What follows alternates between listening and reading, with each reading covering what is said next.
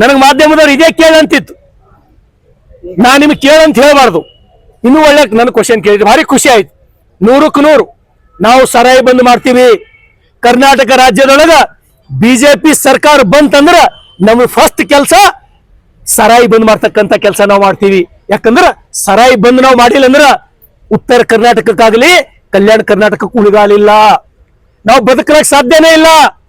ನೀವು ನೋಡ್ರಿ, ಒಬ್ಬರೇ ಹೆಲ್ದಿ ಕಾಣ್ತಾರೆ ನಮ್ ಕಡೆ, ಎಲ್ಲರೂ 40 ಕಿಲೋ 50 ಕಿಲೋ ಕುಡ್ದಾಗ್ಯಾವ.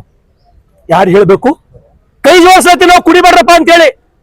ನಾ ನಿಮ್ ಕಾಲ್ ಹಿಡಿತೀನಪ್ಪ, ಕುಡಿಬೇಡ್ರಿ, ಹಾಳಬೇಡ್ರಿ ಅಂತ ಹೇಳ್ತೀನಿ ನಾನು. ಯಾಕಂದ್ರ ಅಡಿಕ್ಟ್ ಆಗ್ಯಾದ ನಮ್ ಜನ ಮುಗ್ಧ ಜನ ಅಡಿಕ್ಟ್ ಆಗ್ಯಾರ.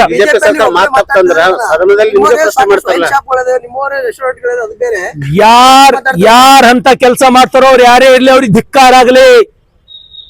ರಾಜಕಾರಣದೊಳಗೆ ಇರ್ತಕ್ಕಂತ ರಾಜಕಾರಣಿ ಒಬ್ಬ ವೈನ್ ಶಾಪ್ ಇಟ್ಕೊಂಡು ಜೀವನ ಮಾಡ್ತಾನಂದ್ರ ಅಂತವ್ರಿಗೆ ಧಿಕ್ಕಾರ ಆಗ್ಲಿ. ಅವ್ರು ಎಷ್ಟೇ ಜನ ಇರ್ಲಿ, ಎಷ್ಟೇ ಪ್ರಭಾವಿ ರಾಜಕಾರಣಿ ಇರ್ಲಿ, ಅವ್ರಿಗೆ ಧಿಕ್ಕಾರ ಆಗಲಿ ಅಂತ ಹೇಳ್ತೀನಿ ನಾನು. ಜನರು ಬಡವರು ಸಂಸಾರಗಳು ಹಾಳು ಮಾಡಿ ನೀವು ಜೀವನ ನಡೆಸ್ತೀರಂದ್ರ ನೀವು ಒಬ್ಬ ರಾಜಕಾರಣಿಗಳ? ಸರ್, ಮುಂದೆ ನಿಮ್ ಸರ್ಕಾರ ಬಂತು, ನನ್ನ ಸರ್ಕಾರ ಬಂದ್ರ ಒಂದ್ ವೇಳೆ ಬಂದ್ ಮಾಡಿಲ್ಲ, ನಿಮ್ ಸರ್ಕಾರ ಬಂದ್ರ ರಾಜೀನಾಮೆ ಕೊಡ್ತಾರೆ. 100ಕ್ಕೆ 100 ಸರಾಯಿ ಒಂದ್ ವೇಳೆ ಬಂದಾಗಿಲ್ಲ ಅಂದ್ರ ನಾನೇ ಗೆದಿತೀನಿ. ಸರಾಯಿ ಬಂದಿಲ್ಲ ಮಾಡಿಲ್ಲ ರಾಜೀನಾಮೆ ಕೊಟ್ಟು ಹೊರಗೆ ಬರ್ತೀನಿ ನಾನು.